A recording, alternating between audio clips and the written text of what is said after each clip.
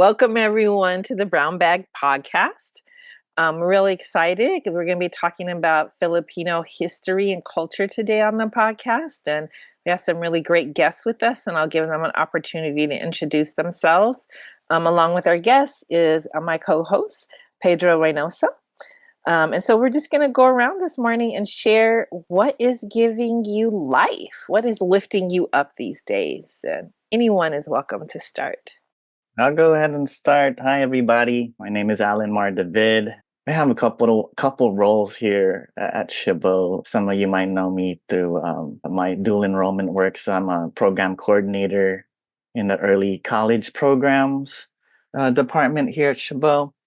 But I'm also part-time faculty, an instructor within ethnic studies, Asian American studies, and actually, now we're gonna have it's giving me life. We're gonna have a Filipinx American Studies course starting in spring. So I'm excited about that. And I want to say we just came from just last evening. I know this might be listened to a little bit later, but we had a celebration on campus, the Filipinx American History Month, October. We had a recap and celebration of just contributions of Filipinx Americans in the United States and here at Chabot locally.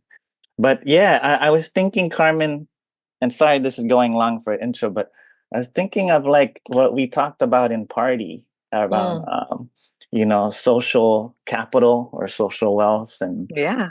shout out to Party if you're listening, anybody there. But yeah, the community came together yesterday. Anjo and Sam, they're going to speak later. They're here with me today. But yeah, just seeing all the community folks come together on campus, just you see the solidarity, the unity, not just within the Filipinx community, but a lot of our allies came through yesterday as well. And so I'm running off of that high from yesterday. And so that's giving me life. And I just wanted to shout that out because you know it's sometimes it's hard to have those moments and or feel them, and there was a really big one for me yesterday, so I wanted to share that. Love it. Thanks, Alan. Sure. Somebody else want to share? Hey everyone. Okay. Hey everyone, my name is Samantha. You can call me Sam. I actually work as a student assistant and the vice president of student services in Chabot College as well. And I'm also currently working as a CNA. I think what's giving me life these days is actually the community, also as well that Alan said. I'm still on high as well on the party. You know, having a very supportive community brings the community all together and have fun. Yeah. And my name is Anjo. I'm also a student at Chabot studying ethnic studies. I am a member of the organization Anak Bayan Hayward, which is a grassroots organization of Filipino youth that's fighting for education, jobs, livelihood, and of course the liberation of our homeland, the Philippines. And I think, yeah, similar sentiment. I think what's been giving me life, and I was trying to rack my brain to think of any other answer besides community.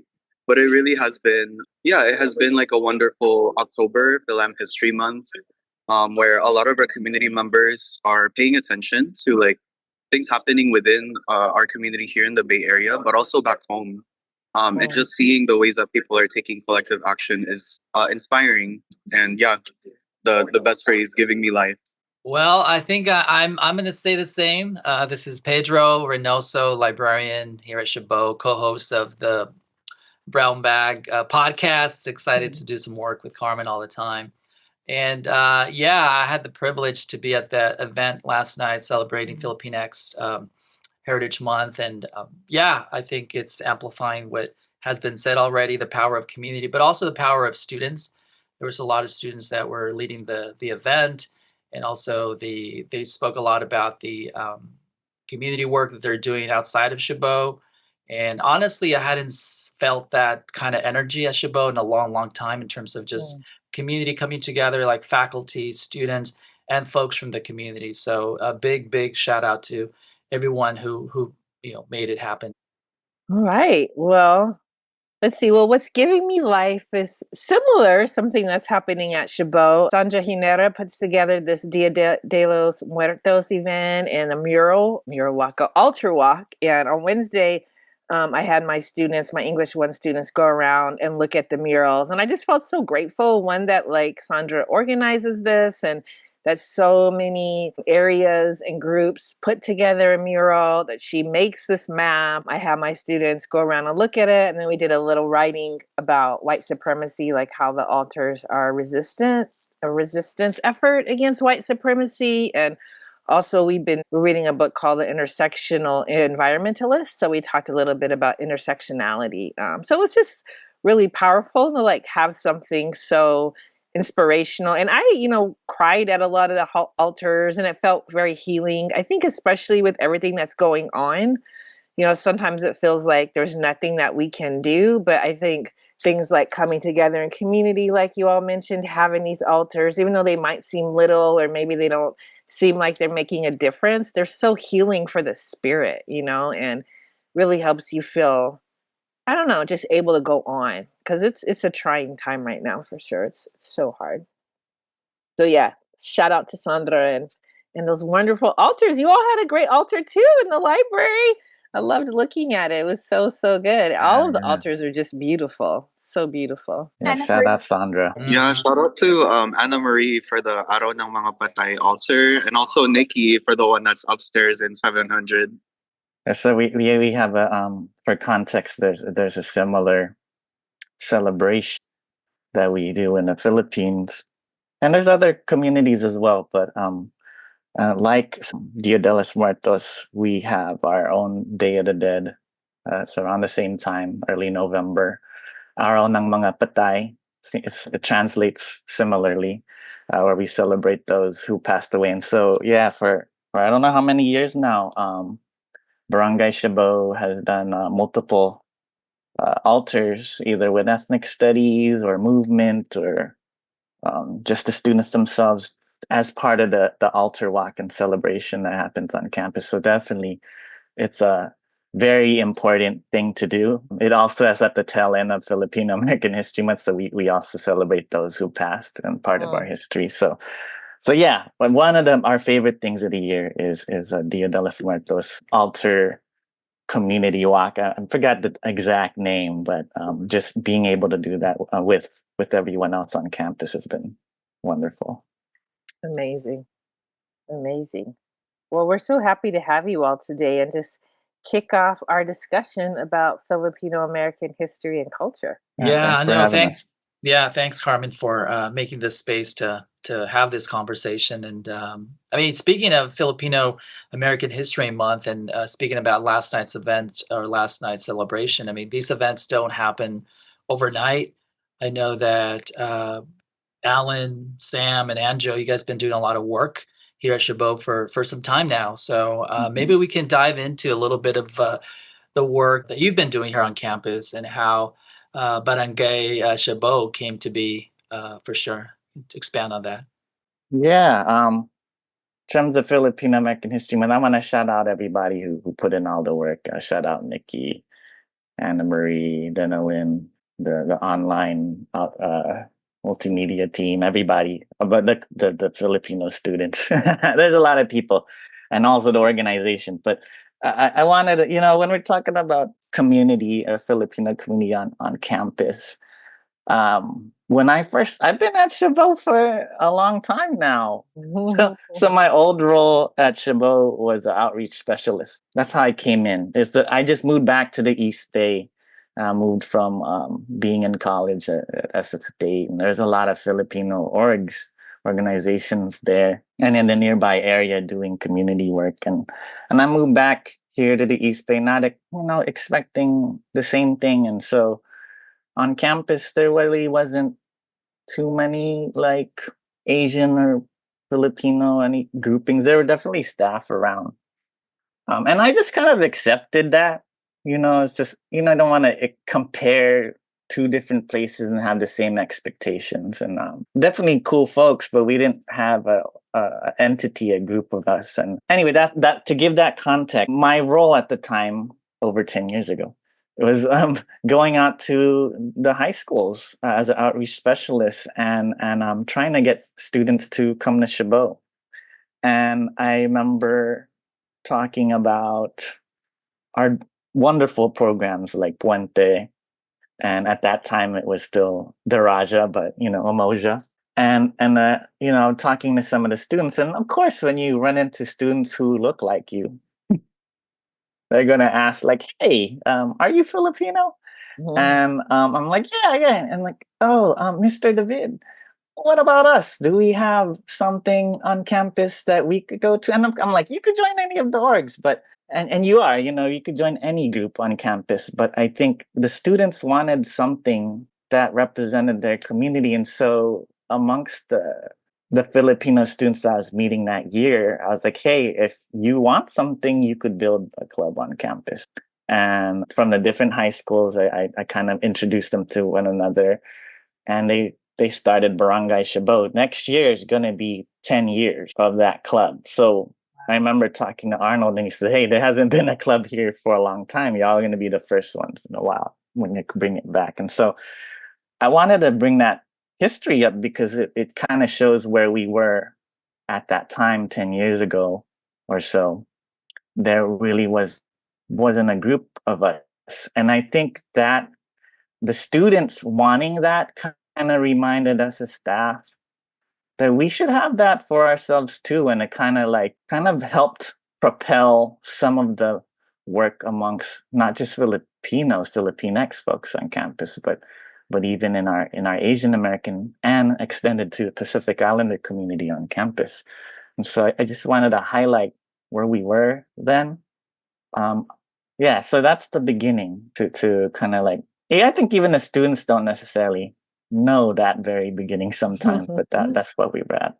What does barangay mean? You want to say it, Sam? I think Sam, for folks who don't see it, she's excited to say something about it. So barangay, barangay means Barangay. community. So it kind of like barangay Chabot is like a community of people, Chabot, like Filipino folks out there. So cool. Yeah, Yeah, I so see yeah, that all it's the kind of time. like a township in the Philippines, or a little, Like a it also village or comes from the term barangays.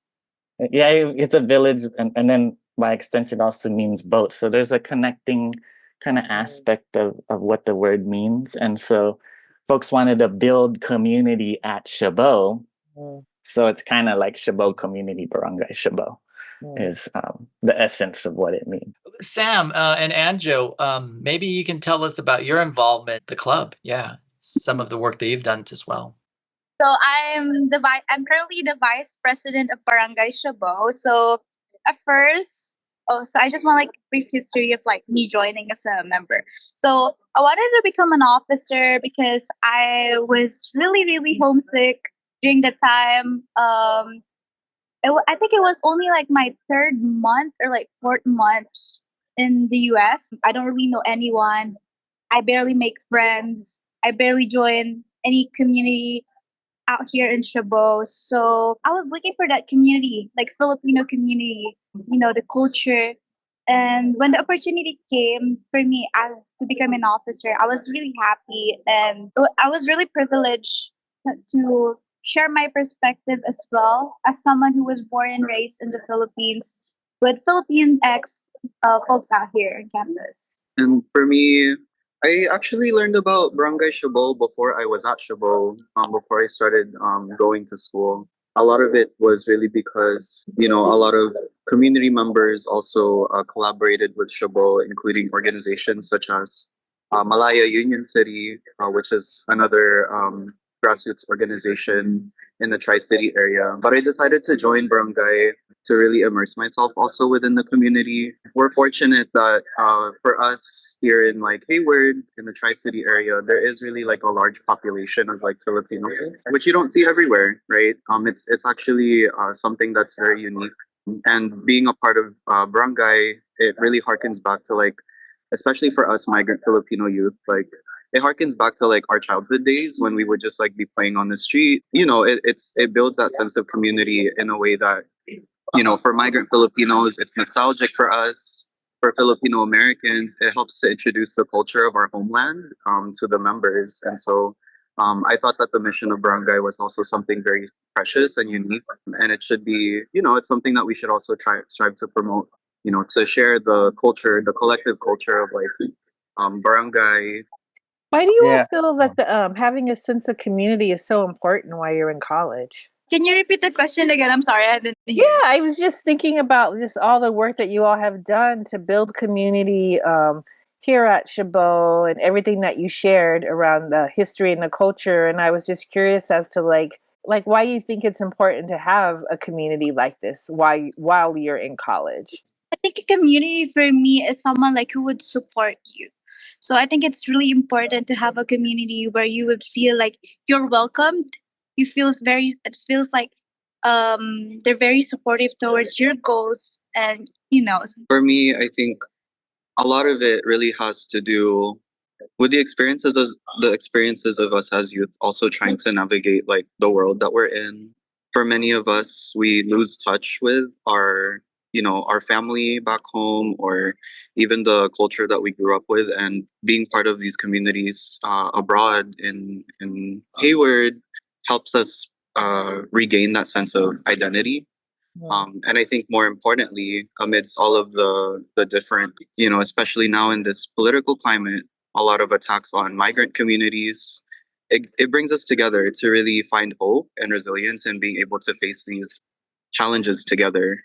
Because it can be isolating to feel that, you're the only one that is facing certain kinds of issues. For us, like academic pressure, mental health, the sense of lacking a cultural identity. But when we are with others, we're able to affirm each other and encourage each other to like continue on in our pursuits, like academically, and outside too, like outside of school in the community. Did you want to say something, Alan? Add to that? Well, I had a couple of points. One, even for us as staff members, it's really important to build community. But I am thinking about back when I was a student. I keep thinking back and reflecting back. But when I was a Chabot student back then, and I don't recall having community. And maybe I didn't know where to look, and not until I transferred to San Francisco State did I find classes that were teaching stories and histories, her stories of my community. And I didn't even know there was organizations and groups. And so it really helped me want to dedicate myself to my education, and also to my family and my community when I was finally learning about it. And so when the students asked for this, I had to support it. But then I'm even thinking for us, it's been so much to be able to connect with other folks on campus. So like Anjo said, it's very important not to feel isolated. I also wanted to quickly just point out that like there is been a growth of a lot of Filipinos here in our area. If you don't notice, for all our folks who are at Chabot, there's more like Filipino supermarkets in the area. There's like Seafood City there, Jollibee with the fried chicken if y'all want to try that. And then we're also not too far from Union City, where a lot of some people consider it like the daily city of Visayas. A lot of Filipinos in that area, so I wanted to speak to how many of us are actually in the area and on campus. I don't know what the recent numbers are, so excuse me to our institutional research folks, but around 10% over the last couple of years, around there is what the Filipinos constitute on campus, making the largest, to my understanding, number of Asian Americans on campus. And so just to contextualize, why you're seeing even growth. It's growing, I think, because a lot of folks can't move into Union City, and so they're moving into the South Hayward area. But just why you're seeing the growth of not only like businesses in the area, but even these groups and organizations that have been brought up, or even the folks who came last night,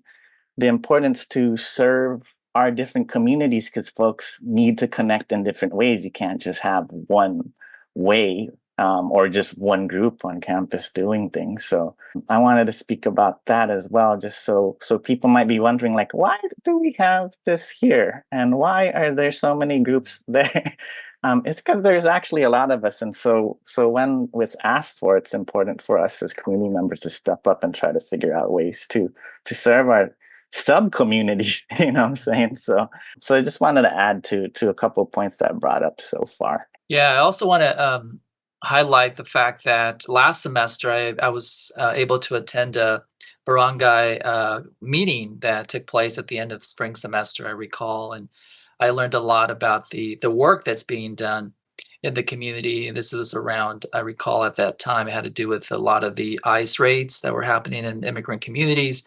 It was very inspiring to know that I know Anjo and Sam can speak to this, that students from barangay also are doing great work in the community. And I think that I wonder if that also has to do with, you spoke about feeling affirmed and being in community, how that also supports that work. Maybe you can talk about that as well.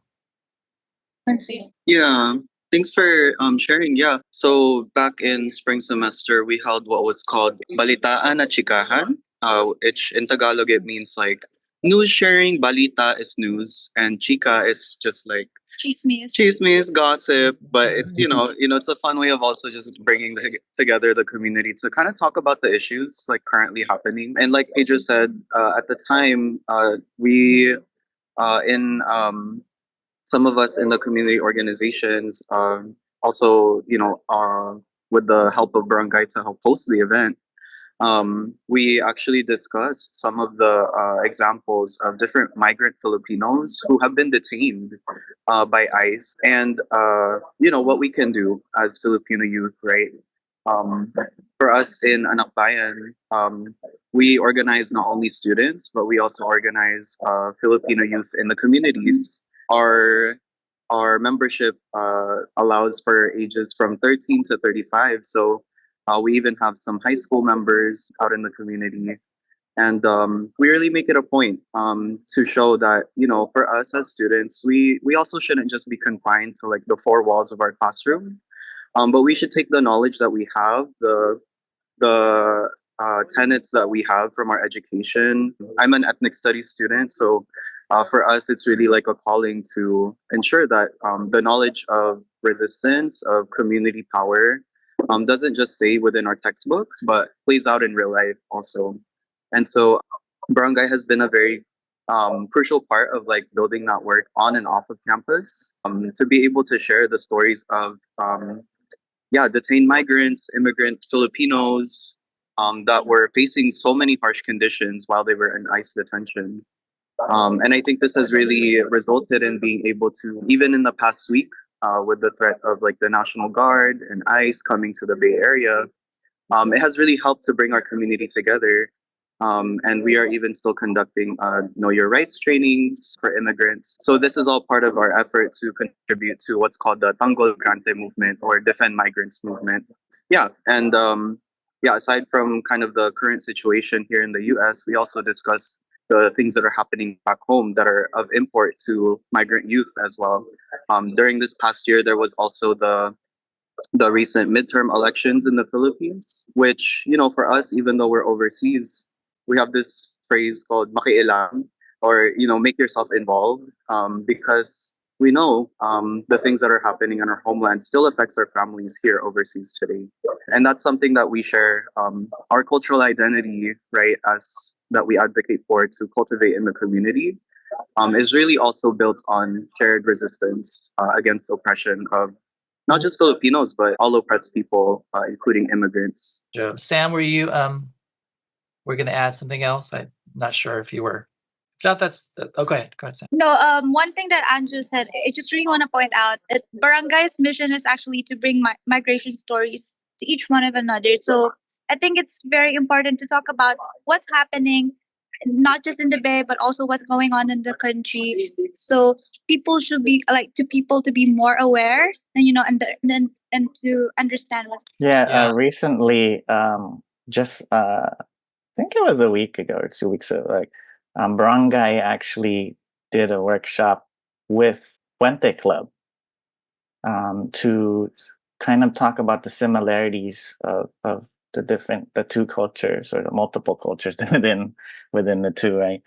But as part of not just that shared history, there was an invitation to have local organization My Eden Voice come in and do a Know Your Rights training, because it's affecting both, or if not many of all our communities, if we really look critically. So there was a Know Your Rights training, a real practical, like, what do you do if and when you may be put in a position where you're in front of ICE. But yeah, so I think it's important to see our own cultures, but our similarities with one another, and the shared kind of issues that we face.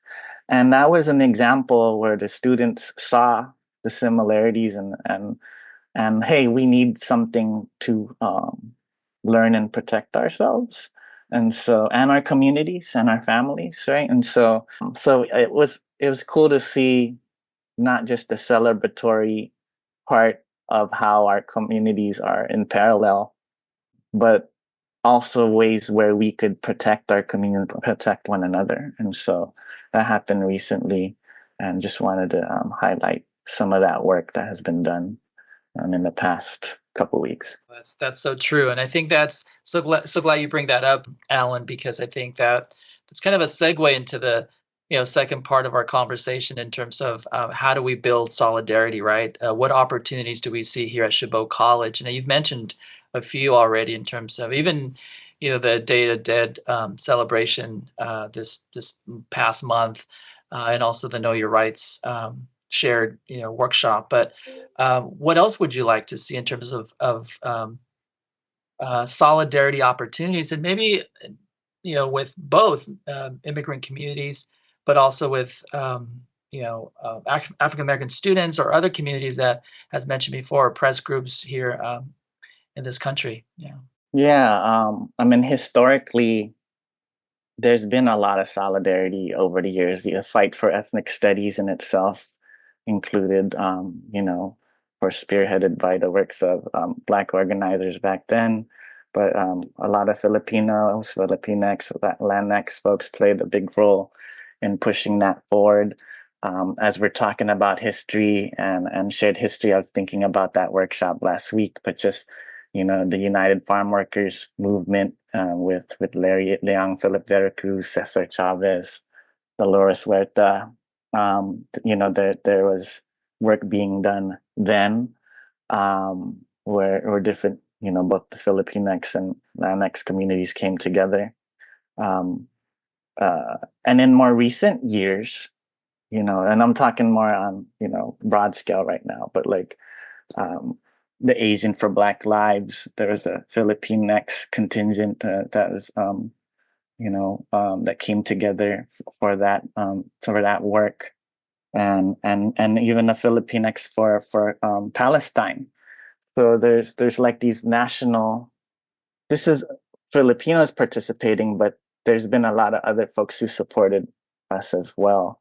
And I think with some of the work that Anja had brought up earlier, with some work with Chirp, Hayward Chirp, that there are folks who could participate in helping, Filipinos in that work. On campus, there's always opportunities for us to work together. I think there was efforts years ago, and maybe we need to bring this back. Just how we, as different communities, finding ways where we could connect. I know it sounds very general. I think now more than ever is really an important time to find solidarity, to find connectiveness, to find humanness, right? And I think that's why I seek out spaces and on campus, and I like talking to folks like Carmen and Pedro, because I feel that sense of community with y'all. So I'm not sure if that addresses the question, but that these are different spaces in which we've worked across ethnic lines, and I definitely wanted to highlight that. Um, I think in the past also, like the fight for the sanctuary campus, and which is very important right now. That was an instance where a lot of our communities came together to make sure that our campus was safe. And so if it's not mentioned, then maybe we should work and build towards that. You know what I'm saying? So, how about y'all? I know Barangay and Anakbayan Hayward folks, Sam and Anjo, y'all been working with other folks on campus and speaking to them too. Like, what do y'all see as students on the ground in terms of that question that Pedro brought up? Yeah. Just one of the things that I just remember that comes to mind is like at the start of the current Trump administration, we had some students who were passing out different like red cards, and it eventually came to be a thing where not it wasn't only being translated into Spanish but also Tagalog, which is like the main Filipino language that folks speak.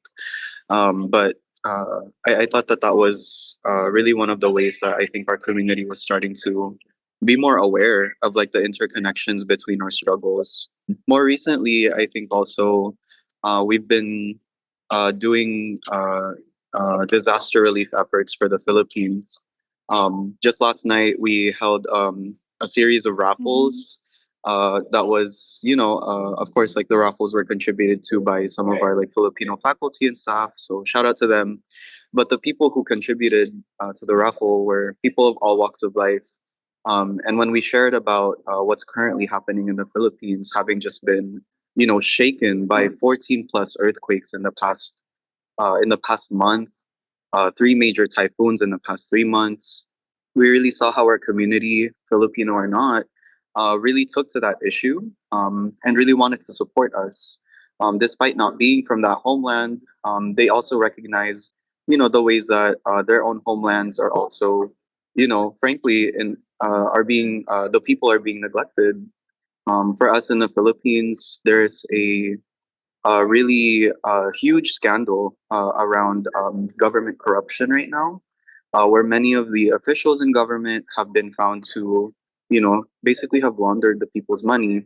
And as a result, the infrastructure projects that are supposed to prevent the floods whenever there's typhoons, and mind you, the Philippines is a tropical country that gets hit by typhoons year round, and it's not being done. And I think that really speaks to people's experiences, especially migrants who come from outside of the US, who have experienced the neglect of their government, and is the reason why they move to the US in the first place, to seek better opportunities, to escape, poverty and the disasters that wreak our communities back home. So I just wanted to share that because, it's a human thing to also recognize the oppression that happens to a people, and that's also something that we try to educate folks both in barangay and out in the community, is how are our struggles as Filipino youth connected to the struggles that we're seeing all over the news, whether they be Palestine, whether they be, in the Latinx community, here domestically in the US against migrants. These are all issues that we have to makialam, we have to be involved, because it's through these issues that we're able to build a shared identity, a shared community. Yeah, so I just really want to add, I do have the same perspective with Anjo. For last night, I also see the disaster relief. I think it brings like a lot of like solidarity to people. It brings like the community together, where we should be learn or be aware of what's happening in the country. And also, just like what Anjo says, like people migrate here to look for better opportunities to have a better life. And what's going on here in the Bay, not just in the Bay, actually, what's happening on the country and back home. We should be people really bring like the solidarity and how like they bring a community out. Yeah. I was wondering if you all could speak a little bit about kind of the specific struggles or issues or challenges that you feel Filipino American students particularly face. I know we talked a lot about like immigration and all the issues that are coming up around that, but I wondered if there were things that, like, if an instructor was listening to this podcast, that they should know to help them think better about their Filipino students. Could you repeat the question? Sure. I just wondered if there were any like specific kind of issues or struggles that you think Filipino American students are facing, Filipino students are facing, so that like if an instructor was listening to this podcast, they would have some information to help them think better about their Filipino students. I'll answer first. Oh, okay, And then gotcha. if you Yeah, want yeah, to yeah. add, Okay, if gotcha. you want to add on. Um, For us in Anakbayan, we really concern ourselves with the issues of youth. Particularly, we wage campaigns to fight for a pro people, pro student education. And so one of the things that we concern ourselves with is really the quality of education that we receive as students and whether or not we're really learning like the true history of our people. And this is of import to us as Filipino Americans, especially because a lot of students are also second generation, third generation, where our elementary to high school education teaches us maybe one paragraph about our own country's history. And so we lose that sense of identity. We lose that sense of self in the course of being part of, the popular education system in the U.S. And so when it comes to college, this is really one of the first times that we're able to kind of explore our own identities, to explore what it means to be a community, not just by yourself, but in the context of community. And a lot of us, we face the same issues that any other non-Filipino students face, which is that we are living in a time where, in California, right, or all over the country, SNAP, CalFresh is being cut. Many of our basic needs as students are not being addressed, especially those who come from working class, from low income households, especially migrant households, who, to be clear, many who do not even have access to those social services that are offered to residents or US citizens. And yet we're still trying to make do with a lot that we've been given, when we actually arrive here in the US, because there's no other choice but to pursue education, to pursue career, because if we don't, we fall into the cracks. And so there is this like social pressure for Filipino students and non-Filipino students alike to achieve well in their classes. And I'll just say many of our community members here in Chabot, in Hayward, especially those in the working class neighborhoods, they're not only going to school full time, they're also working full time. And many of us are, contributing to rent, contributing to whatever we can to ease the burden on our own families who are also struggling to make ends meet. Yeah, I'll pause there, siguro, tapos if you want to add anything. So. I think what really pops into my mind is a lot of Filipinx struggles out here is, they felt like they're not Filipino enough. We had a collaboration with Nikki. We had a workshop with Nikki last, I think it was the last October 16th. So that workshop is actually like learning about like, what is it again? Like being like Filipino enough. So I kind of like reflect on that workshop because as someone who was, as someone who was raised in the Philippines, I kind of like I'm very blessed, to live with that culture, with that tradition as well. And I saw a lot of Filipinx folks out there. They feel like they lose their identity, and they lose their what is it again, being Filipino or something like that. Mhm. Can I I ask? think that's so interesting because I feel like every person of color feels that way, and it's so much about Yeah, being asked to assimilate into this Yep. white supremacist culture, Mhm. yeah, Yeah. Really hard. It's true. It's true in the Latino community, Mexican American community, and I think that's what was so beautiful last night, and the love that was just present in terms of like seeing the connection back home, back in the Philippines, and being mindful of collecting funds to send back and to have backpacks for students back in the Philippines. And I think it seems like as we move further into first or second, third generation, sometimes like Carmen was saying, as we assimilate, sometimes we lose that connection and that identity. So I think it was so present last night. It was all about love, I think. Yeah, for sure. Yeah. Well, before we wrap up, was there anything that you wanted to add, Alan, David, or Anjo and Sam? Any final thoughts or anything that you would like for our listeners to know? Yeah, Um, I can add. Go ahead. Go ahead. I think first, I just wanted to say thank you, Carmen. Thank you, Pedro, for giving us the invitation to speak on your podcast today. I am looking forward to tuning in to the future episodes. I had no idea that this podcast even existed. And so it's like a blessing to Okay. know that there are folks who are speaking about these really important issues, putting these things on for our community to hear. With that said, I do want to plug a couple different organizations out there because for us as Anak Bayan Keyword, we organize Filipino youth, but we work a lot with solidarity organizations and fellow Filipino organizations. Alan mentioned it earlier, but we work also with an organization called the Hayward Coalition for Human Rights in the Philippines. They are a US based organization that pays attention to the human rights situation back home, and many of their members are actually non Filipino, which is a huge movement that is unique to overseas Filipinos because we actually, as a result of our diaspora, of our history with colonization, our people have been flung all around the world. We have been, diaspora dispersed all throughout the world. And so wherever there are Filipinos, there is also solidarity to be built to help the cause of national liberation and genuine democracy in the Philippines, including the fight for human. So I just wanted to plug that there is the Hayward Coalition for Human Rights. And then, you want to do that one? I do want to plug about our disaster relief, which we collaborate with Kabataan Alliance or Kapit Bisig Relief Fund. So donations will go to Philippine organizations directly supporting the recent earthquake and typhoon victims. If you're unable, so just like wanted to share out the disaster relief. Yes, and Kabataan Alliance is a broad organization of Filipino youth nationwide. They told us yesterday, they actually have over 60 plus member organizations, including Collegiate Filipino Youth, similar to Barangay and Hasa CSU East Bay, which was also there last night. And we just wanted to shout them out because they really are, they really do the important work of ensuring that 100% of the funds that we collect from our community goes directly to the communities affected back home.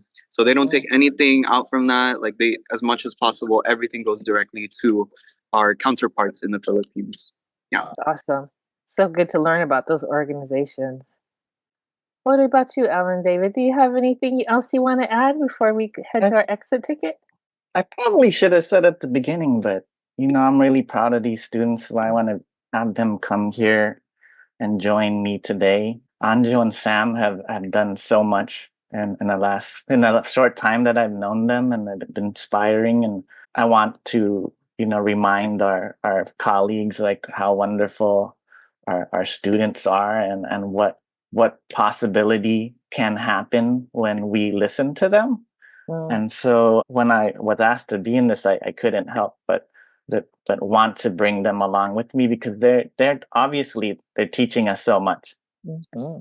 And so as even though class that I'm going to have next semester, it's them who are bringing this knowledge and reminding us what's really happening. Because sometimes as we get older, we could be a little detached. We could have the theory and history books and all that, but the truth is, our students are who are living. We are living it too, but I'm not going to say we're not. Okay, but our students are the ones who are really feeling the brunt of a lot of the stuff that's going on right now, and that's what they're bringing into our classrooms. That even though it's a scary, crazy world sometimes, they're also the ones who are pushing back and creating a new world for us. So I just wanted to really highlight and give love to the students, especially these two who are joining me today, but also the other students who work alongside of them. This is just two of many. And so just a quick reminder of like why we even do this work, why we even invested into being educators is because students like these. Yeah, so true. So true. Well, we always end the Brown Bag podcast with a little exit ticket, and this is just a time to share a recommendation. So anything that you would like to recommend to our listeners, it could be related to our topic or just something that's kind of that you're liking in life that you think other people should try or do. Okay, I think they're thinking about it. I'm gonna throw some in because Pedro told me that this is, and I've heard this on previous podcasts before. I wanted to throw. This is not connected. Good, go ahead. But I do. I have enjoyed. We binged a couple shows the last couple. They're kind of, some of them are old, so if you watched it already, sorry. But There's a show on Netflix called Ratu Queen, and Oh. it's about Indonesian immigrants. So they are overseas workers essentially. And what I enjoyed about it is it's so similar because Indonesia is not so far from the Philippines, and you see the similarities, but at the same time, the differences and nuance like that they have to experience as immigrants here surviving in the United States. So, but it's on a comedic tip. So if y'all want to laugh but still have a little bit of like, it has social context to it. Ratu Queens, and it's part of a. It was a movie attached to it too. It's a prequel to. It's a show that's a prequel to a movie. Both are on Netflix, so if you want to check it out. And then another thing I watched that I've been put on pause for so long, and it's because I might cancel is We Are Lady Parts. Oh yeah. It's yeah, that show is was really cool because like as a fan of music and culture, and then also like people of color stories that we don't usually hear. Having a Muslim woman punk band was such a refreshing. It's so refreshing to hear these stories, and as they are still around, because it sounds like they're trying to like have less of these stories. Unfortunately, we should like support and hear these stories, not just from our own communities, from other communities outside of ours. And so those are two that if y'all haven't checked one of those out and you have the subscription to Netflix or Peacock, I would say. Not that I want to support corporations like that, but if you have it, go ahead and watch it because these are the stories we need to. You want to check I'm out looking for. Ratu Queens for Yeah, sure. yeah, check Look it for out, that Connor. one. I Yeah, love yeah, We Are Lady Parts. yeah, yeah. It's a good one. I'm interested in what everyone else has to. I'm gonna write all of these down. For me, I just want to plug my all-time favorite Filipino movie. I love that movie. It's called Filipino. No, no, no. Four Sisters in a Wedding. It talks about different Filipino struggles, especially for the siblings dynamics. So I kind of like learn more about this eldest struggles, middle sibling struggles, and also like yeah. So and also I really want to plug about take your walks every day. Yes. Take your walks every day. It really helps, like, to relax your mind. Also, yeah, physical activities well.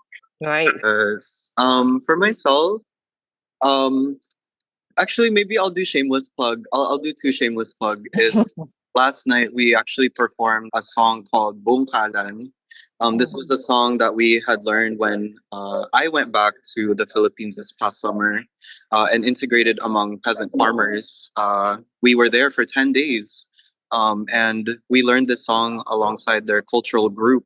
Which their members are anywhere from age 3 to the eldest member in the community, and it's really the song about their struggle to defend their own land from being developed by different landlords, different corporations. Bungkalan in itself means breaking up the soil, but politically it means the forced occupation of peasant farmers to reclaim their land. So I just wanted to put that out there. There's actually an ongoing campaign to junk some trumped up charges that were made against the community members by the military in the Philippines, and it's heartbreaking and also inspiring to see how these people that we met are continuing to resist so that they can defend the land for their future generations. So that's one, Bongkalan. I'll send the recording so you guys can hear it. That I'm just thinking about is Dekada 70, which is a Filipino movie. It's about the imposition of martial law, which was the first dictatorship in the Philippines. And it tells the story of how youth Filipinos really were the ones to propel the movement back in the 70s. And it features one of our favorite actors, si Piolo Yellow Pascual, Pascual. who still looks the same as he does in that movie today, which is crazy. Nice. Okay, thanks for sharing. What about you, Pedro? You got one, or should I go? Yes, I'm taking notes. I'm just as fast as I can. These all are good, great recommendations. I'm going to go into food direction. I think that going back to what Alan said about food bringing people together, and I think last night was an example. Food was excellent. Thank you for the food, and I think it's about bringing people together. And I think, but for me, I think yesterday I went to Faculty Senate, and our Faculty Senate President Mona brought this I'm weak when it comes to sweets. It was a pumpkin spice cheesecake from Trader Ooh. Joe's. It was just like a big warm hug. I don't know. It was just so sweet. So anything, I know it's kind of fall season, so anything that's pumpkin spice, I'll go for that. So pumpkin Yeah. spice cheesecake at Trader Joe's. If you I didn't like know that about you. I didn't know that you were like a little sweet. a little bit, yeah. When it Yeah, comes I to just okay, pies that's for good to sure. Yeah. know. How about you, Carmen? Well, I've been reading a couple of books about winter. One is called Wintering by Catherine May, which is like a beautiful memoir, and then another book called How to Winter by Carrie Leibowitz. And they're both really good books, and they're both just filled with a lot of ideas for like changing your mindset around winter. And so the How to Winter book, I just finished this chapter where she's talking about daylight savings time, just like how it comes, and like we don't really like pause and notice it, and how much it's like kind of the precursor to winter. And so I would just say it's daylight savings time this weekend, and just take a moment to notice it. Like it's all about kind of welcoming the dark, right? Because we're gonna, what is it, lose an hour, so it'll get darker earlier, we'll wake up in the dark. And so just think about ways to welcome the dark. Yeah, kind of notice that daylight savings time is happening, and then also prepare yourself next week by trying to make your schedule lighter, because your sleep will be a little bit off for the next couple of weeks. So rather than just try to act like nothing's happening or just go with business as usual, to actually kind of pause and notice what's happening. So I recommend those books, and also just recommend just noticing daylight savings time. All right. Well, thank you so much for joining us, and thank you so much for listening. We'll see you next time.